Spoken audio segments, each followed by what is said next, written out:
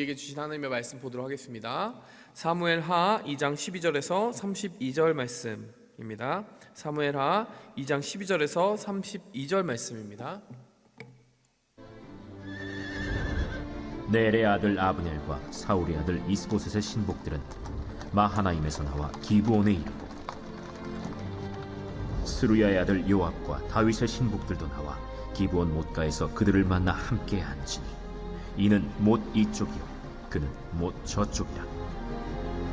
아브넬이 요압에게 이르되, 원하건대 청년들에게 일어나서 우리 앞에서 겨루게 하자.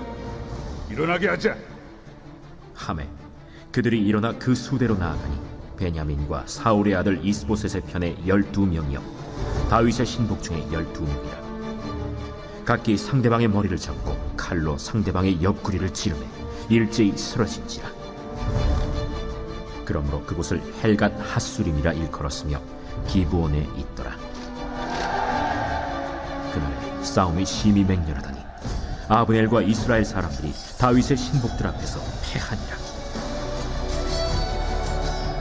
그곳에 스루야의 세 아들 요압과 아비새와 아사헬이 있었는데 아사헬의 팔은 들노루같이 빠르더라.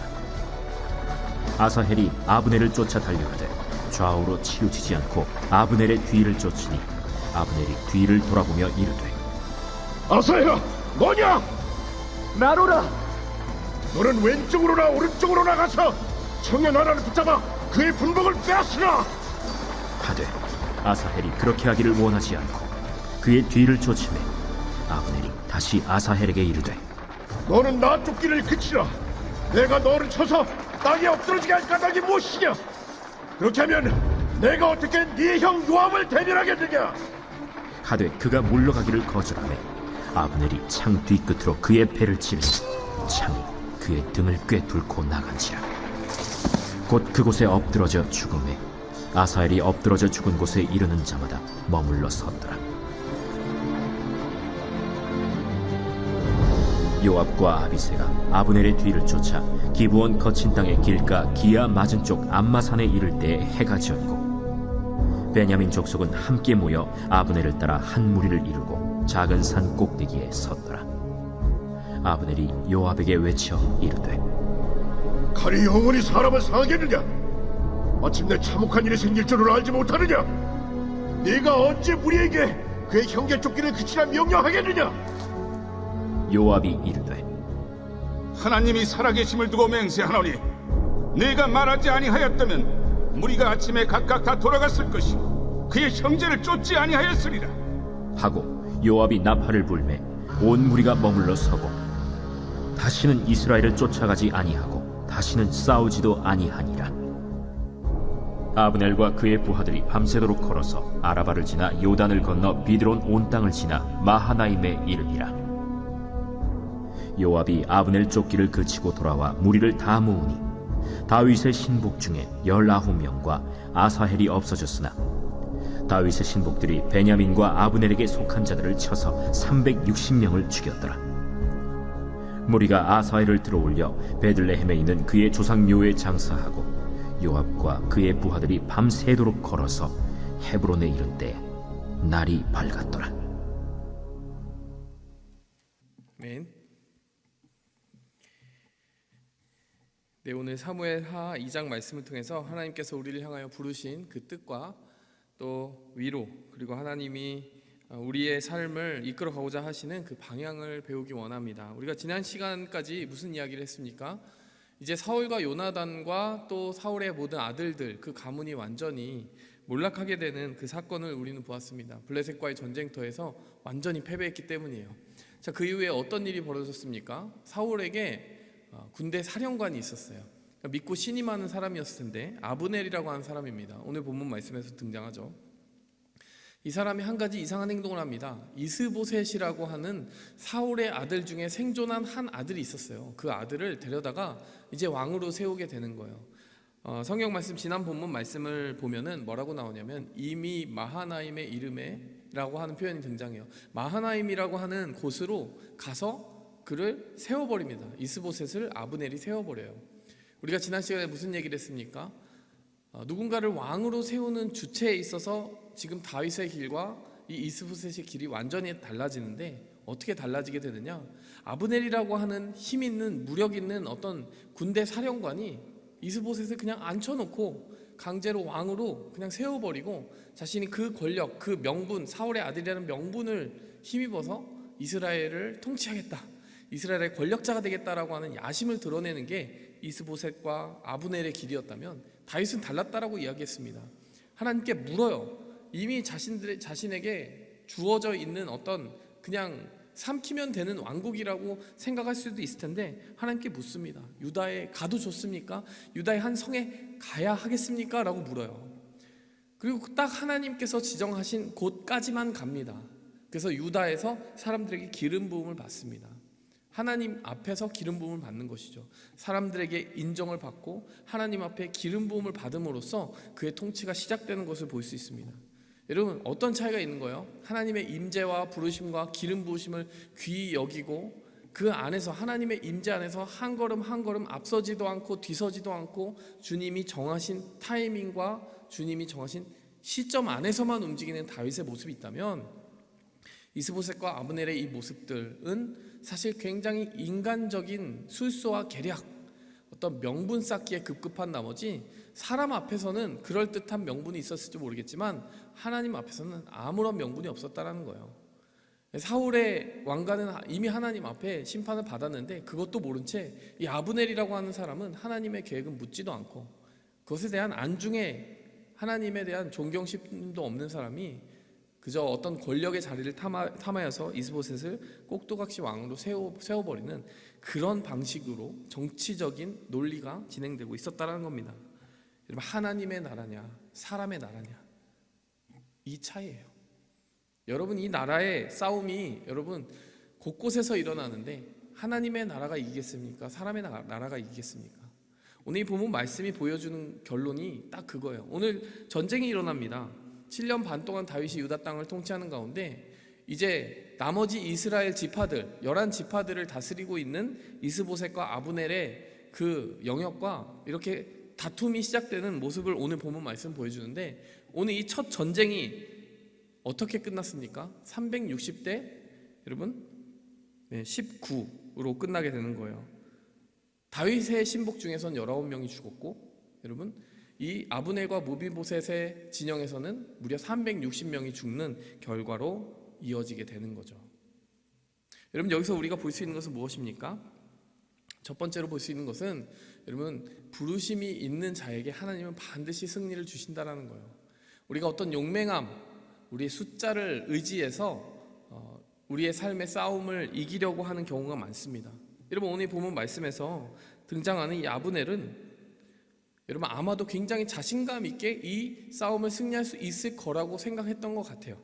자, 첫 번째 보시면은 여러분 12절에 보시면요, 넬의 아들 아브넬과 사울의 아들 이스보셋의 신복들이 마하나임에서 나와 기브온에 이르고, 마하나임이라고 하는 근거지에서 기브온이라고 하는 어떤 최전선으로 이동을 하게 됩니다.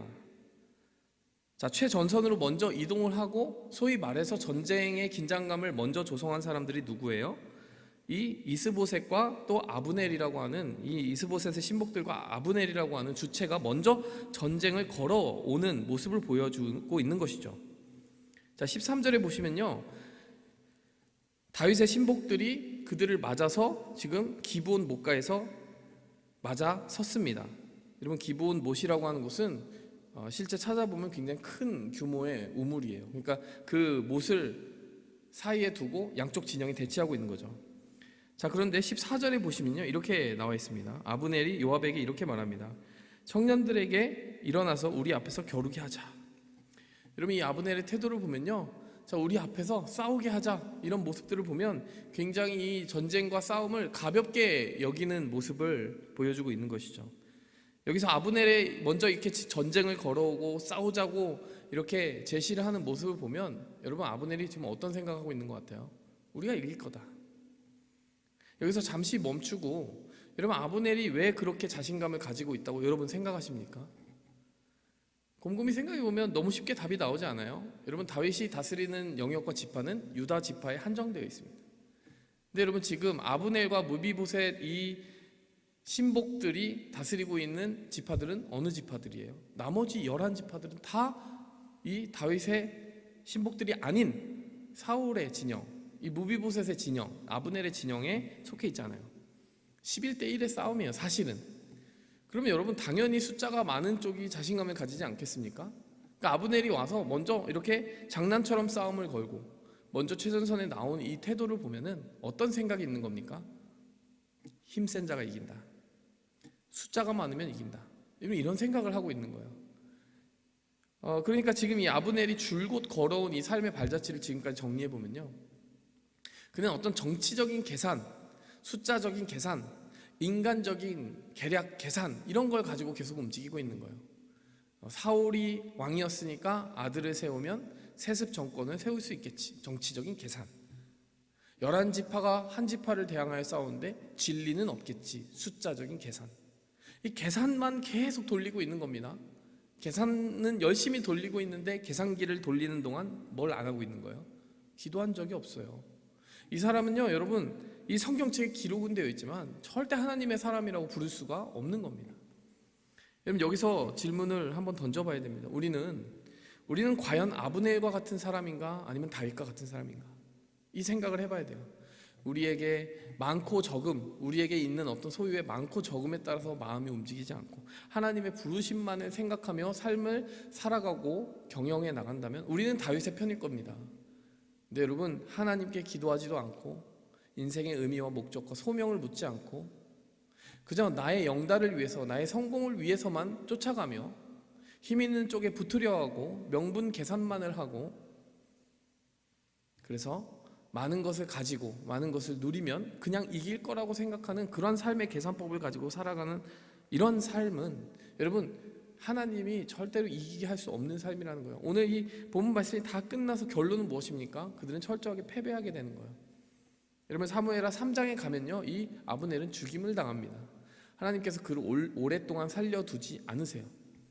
여러분, 하나님의 왕국과 사람의 왕국의 지금 치열한 전쟁터에서 하나님은 단 한치도 사람의 왕국에게 그 땅을 내어주실 수 있는 마음이 아닌 거예요.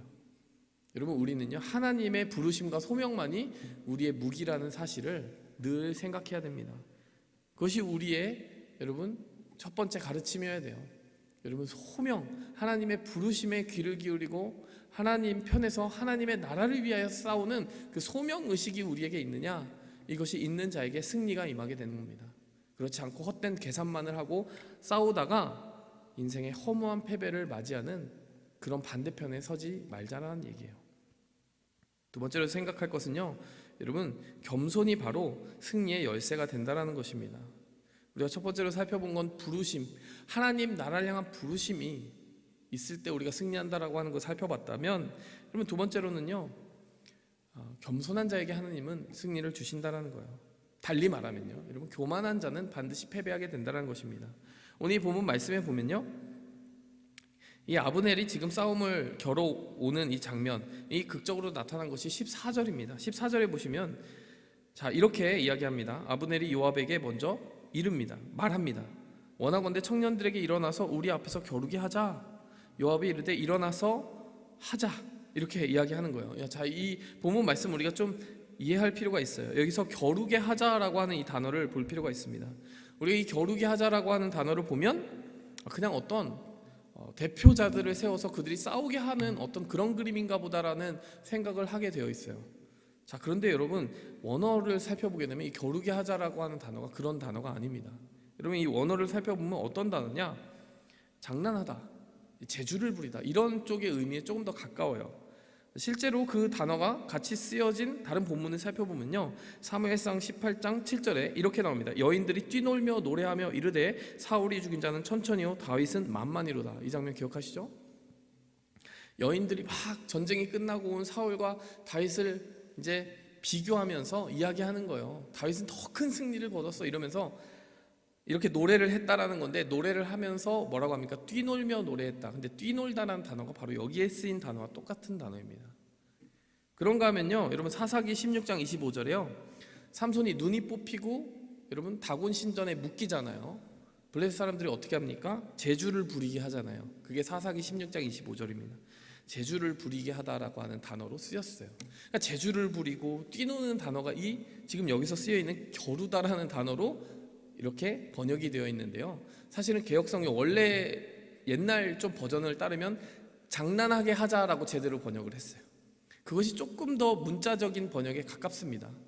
자, 그러니까 여기 지금 겨루게 하자라고 나와 있지만 실제 뉘앙스는 뭐에 가깝다고요? 야, 몇 명 좀 세워봐. 걔네 장난 좀 하게 하자 이거예요. 근데 여러분 장난의 내용이 어떻게 흘러갑니까? 15절에 보니까요. 12명씩 세워요. 그리고 나서 16절에 보세요. 각기 상대방의 머리를 잡고 칼로 상대방의 옆구리를 찌르며 일제히 쓰러진지라. 여러분 이거는 어떤 대결입니까? 겨루기입니까? 겨루기가 아닌 거예요. 여러분 서로 상대방의 머리를 잡게 해요. 자, 그 다음에 칼로 같이 동시에 옆구리를 찌르게 합니다. 그럼 어떻게 되죠? 다 죽는 거죠. 어떤 전쟁에 싸우는 의미로서 겨루게 하는 의미가 아니라요. 지금 어떤 일이 벌어지고 있는 겁니까? 진짜 생명을 두고 장난을 하고 있는 거예요. 다 죽자는 얘기예요. 사실 솔직히 말해서 이 12명씩 모여서 총 24명인데 이 사람들이 무슨 죄가 있다고 이 장난에 희생을 당해야 됩니까? 곰곰이 한번 생각해 보세요. 굉장히 웃긴 장난을 건 거죠. 이 아브넬이라고 하는 사람이 그런 장난을 걸었다는 건 생명을 얼마나 가볍게 여기는 사람인지를 우리가 볼 수 있는 거예요. 정말 자기의 부하들의 생명이라고 그렇게 정말 가볍게 여기고 정말 개죽음을 당한 거죠. 속된 말로 그렇게 죽어버리게 만드는 모습을 볼 때 참 교만하다라는 생각 들지 않습니까? 참 악하다라는 생각이 드는 거예요. 이렇게 장난을 하고 어떻게 보면 사람의 생명을 귀히 여기지 않는 그 결과 어떻게 되는 겁니까? 여러분 먼저 이렇게 싸움을 걸고 자신만만하게 행동했던 이 아브넬의 측에서 360명의 사상자가 나고 대패를 하게 되는 거예요. 20대 36이면서 360대 19명이면은요 여러분 굉장히 큰 차이로 패배를 하게 되는 것이죠. 여러분 하나님께서는요 결단코 여러분 이렇게 사람의 생명을 가벼이 여기고 교만하게 행동하는 사람을 하나님 편에서 승리하게 해주실 수가 없습니다. 생명에 대해 존중하고 하나님의 나라의 뜻을 묻고 겸손히 따라가고자 하는 그러한 다윗의 모습을 오히려 귀히 보시지 이렇게 정말 생명을 가지고 장난을 치는 모습을 보면 하나님 절대 승리 주시지 않는다는 거예요. 그래서 결과적으로 아브넬의 군대가 완전히 패배하게 되죠. 근데 여러분 이 겸손해야 이기고 교만하면 패망한다라고 하는 공식은요 여러분 이 아브넬에게만 임한 것은 아니에요. 여러분 또 오늘 죽은 사람 중에 어떤 사람이 있습니까? 스루야의 아들 아사헬이라고 하는 사람이 등장하죠. 스루야는 다윗의 누이예요. 그래서 그 다윗의 누이에게 세 아들이 있었는데 아사헬과 요압과 아비세라는 아들이 있었어요. 이 세 아들들이 굉장히 실권자들이었습니다. 여러분 누이의 아들이니까 조카들이죠. 그러니까 다윗이 삼촌이고 이들은 조카들이죠. 그 조카 중에 막내 조카예요. 이 아사헬이라고 하는 사람은. 근데 여러분 오늘 보면 말씀 보니까 아사헬이라고 하는 사람의 특징을 뭐라고 이야기합니까? 스크린에도 나오지만 들노루처럼 빠른 사람이었다 이렇게 나와요. 들노루처럼 빠르다. 굉장히 빠르게 달려가는데 여러분 오늘 이 추격전이 벌어지는 장면을 곰곰이 살펴보면요 계속 19절에 보면 추격하게 돼요. 자 20절에 보니까요 아브넬이 뒤를 돌아봅니다. 아브넬은 이제 그쪽에 탑이잖아요. 그러면서 뭐라고 얘기합니까? 너냐? 뭐 이렇게 얘기하는 거예요. 그래 나다 이렇게 얘기하는 거예요. 자 그러면서 아브넬이 뭐라고 얘기합니까? 너는 왼쪽이나 오른쪽으로 가서 다른 청년을 쫓아가서 그를 잡아라. 나한테 쫓아오지 마라 이렇게 얘기하는 거예요. 왜 그렇게 이야기하느냐? 22절에 보니까요 야 내가 손만 대면 널 죽일 수 있는데 내가 너를 죽이고 나면은 너의 형 요압을 어떻게 보겠니? 이렇게 얘기해요. 싸움은 자기가 걸어놓고 지금 뭐 이게 진심인지 뭔지는 모르겠지만 이런 식으로 이야기합니다. 그 요압의 성격을 아는 거죠. 사실은 요압이 굉장히 잔인하고 복수심이 많은 사람이었기 때문에 이 요압의 그 동생을 죽였다가는 정말 오늘 그냥 이렇게 작게 싸움으로 장난을 걸었다가 이렇게 전쟁이 커져버렸는데 어마어마한 복수국이 펼쳐질 거라는 걸 아마 알았던 것 같아요. 아브넬이 이제 거기까지는 가고 싶지 않으니까 여기서 멈춰야 되겠다 이러면서 야 쫓아오지 마. 내가 너 죽였다가는 너의 형 요압이 정말 가만히 있을 것 같지가 않다. 이렇게 얘기하는 거예요. 자 그런데 어떻게 합니까? 계속 쫓아가는 거예요. 아사헬이 계속 쫓아가는 겁니다. 여러분 아사헬의 그 심리를 조금 짐작해 보시겠습니까? 이 전쟁이요 보니까요 굉장히 유리하게 흘러가는 거예요. 여기서 아브넬의 그 목이라도 하나 탁 따면요 정말 그야말로 어떤 굉장한 전공을 올리는 상황이죠. 그리고 아브넬을 쫓아가는 이 아사헬의 마음속에는 그런 자신감이 있었던 것 같아요. 나만큼은 정말 달리기에 있어서 그 누구도 따라올 수 없는 자다. 들로루처럼 빠른 자다. 그렇기 때문에 자기 정도면은 충분히 따라잡아서 이 아브넬을 잡을 수 있을 거다 이렇게 생각한 것 같아요. 멈춰야 될 때 멈추지 않습니다. 자, 그럴 때 어떻게 됩니까? 아브넬이요 멈춰서서 창 뒤끝으로 그의 배를 찔렀다라고 나옵니다. 그러니까 달려가다가 어떻게 해요? 달려가다가 멈춰서 그냥 있는 창 잡은 그 방향 그대로 찔러버린 거예요. 창의 앞은 이렇게 뾰족하잖아요. 근데 창의 뒤는 어떻습니까? 뭉툭하잖아요. 그 뭉툭한 끝으로 찔렀는데도 어떻게 된 거예요? 그의 등을 꿰뚫고 나가서 아사헬이 죽어버립니다. 여러분 이 본문 말씀을 보면은 굉장히 계속해서 나타나는 패턴이 있어요. 그러니까 여러분 아브넬도 굉장히 교만했다가 결국 전체적인 그림 안에서는 패배를 했듯이 오늘 또 교만해서 패배한 사람이 한 명은 아니었네요. 이 다윗의 편 진영에서도요 한 명이 그렇게 허무한 죽음을 맞이하게 되는데 아사헬이라고 하는 사람도 평소에 나만큼 달리는 사람 있으면 나와보라고 해. 여기서 내가 전공을 올리겠어 라고 하는 그런 심리에 의해서 멈추지 않고 달려갔다가 이렇게 허무하게 생명을 잃고 맙니다. 오늘 이 본문 말씀이 우리에게 보여주는 것은 여러분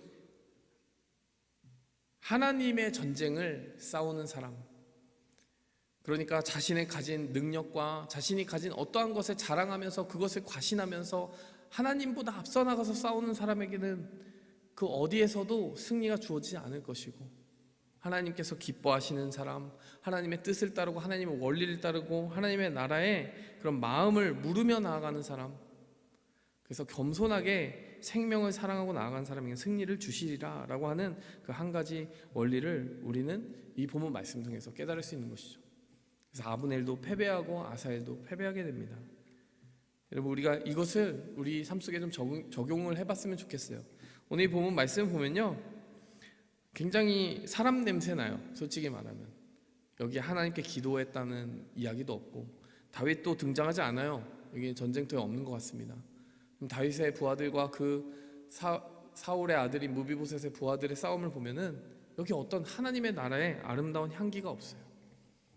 보면 자기의 어떤 능력을 어떤 경연의 주제로 삼듯이 야, 한번 장난치게 해봐 이렇게 싸우고 누가 힘이 센지 보자 겨루어 보자 이런 스피릿으로 싸우다 보니까요 결국 하나님은 그 한 가지 원리만을 이들에게 알려주십니다. 부르심이 없는 자는 패배한다. 교만한 자는 패배한다. 우리의 삶 속에서 여러분 묻고 나아가야 되는 것이 그것입니다. 우리의 삶에 부르심에 대한 확고한 의지가 있느냐, 하나님이 부르시는 곳에 서겠다라고 하는 겸손한 헌신이 있느냐, 그것을 물어야 될 것입니다. 우리가 가진 것이 아무리 많고 우리가 사회에서 조금 더 견고한 위치가 생기면 생길수록 조금 더 경험과 지혜와 지식이 쌓인다고 스스로 자신하면 자신할수록 언제나 멈춰서야 되는 거예요. 아사헬처럼 끝을 볼 때까지 달려가지 말고 멈춰서야 되는 겁니다. 하나님 한 걸음씩 한 걸음씩 저의 생명이 안전한 하나님의 부르심 안에서만 걸어가게 해주십시오. 이렇게 계속 기도해야 되는 겁니다. 요즘처럼 여러분 진로가 불투명한 때가 없습니다. 코로나 이 시즌 가운데 여러분 우리의 생명에 대한 근원적인 두려움이 곳곳에 있고 또 그로 말미암아 잔뜩 움츠러들어 있고 또 우리가 이런저런 계획들을 세웠던 것들이 플랜들, 캘린더들이 다 어그러지고 있잖아요. 빨리 달려가고 싶었는데 마음껏 빨리 달려가고 싶었는데 멈춰설 수밖에 없는 때가 됐습니다. 우리가 뭐 아사엘과 같은 들로르 같은 발을 가져도요 우리가 원하는 만큼 속도를 낼 수 없을지도 몰라요. 근데 여러분 그럴 때 하나님의 신호로 받아들였으면 좋겠습니다. 멈춰라. 잠시 멈춰서 경청하고 예배자의 마음으로 나에게 귀 기울여라 라고 할 때요 여러분 그것보다 앞서가지 마세요. 우리가 그렇게 되면 정말 소중한 생명을 잃을 수도 있습니다. 영적인 생명을 잃을 수도 있는 거예요. 그러나 잠시 숨 고르기를 하고 멈춰서서 하나님 제가 하나님과 함께 천천히 걸어가겠습니다 라고 기도하는 순간 하나님께서는 그 사람의 생명을 지켜주시고 오랫동안 하나님의 뜻을 함께 이루어갈 수 있는 동반자로 생각해 주시고 세워주실 것입니다. 여러분, 그러한 은혜가 우리에게 있기 원해요. 이렇게 부르심과 겸손이라고 하는 두 열쇠를 붙잡고 승리할 수 있기를 원합니다. 함께 기도하겠습니다. 하나님 아버지, 오늘의 이야기가 우리의 삶에 구체적으로 적용되게 도와주시옵소서. 우리가 멈추고 싶지 않을 때가 있습니다. 자신감이 지나칠 때도 있습니다. 하나님은 멈춰서라고 하시는데, 하나님은 앞뒤를 돌아보며 가라고 하시는데 앞뒤 가리지 않고 돌진할 때도 있습니다. 하나님, 우리에게 멈춰서라 하시는 그때에 우리가 다시 한번 겸손의 영을, 겸손의 그러한 성품을 가다듬게 도와주시고, 무엇보다 내가 누구의 부르심을 따라 쫓아가고 있는지를 다시 한번 기도로서 확인하고 나아갈 수 있는 은혜가 있게 도와주시옵소서. 예수 그리스도의 이름으로 감사하며 기도했습니다. 아멘.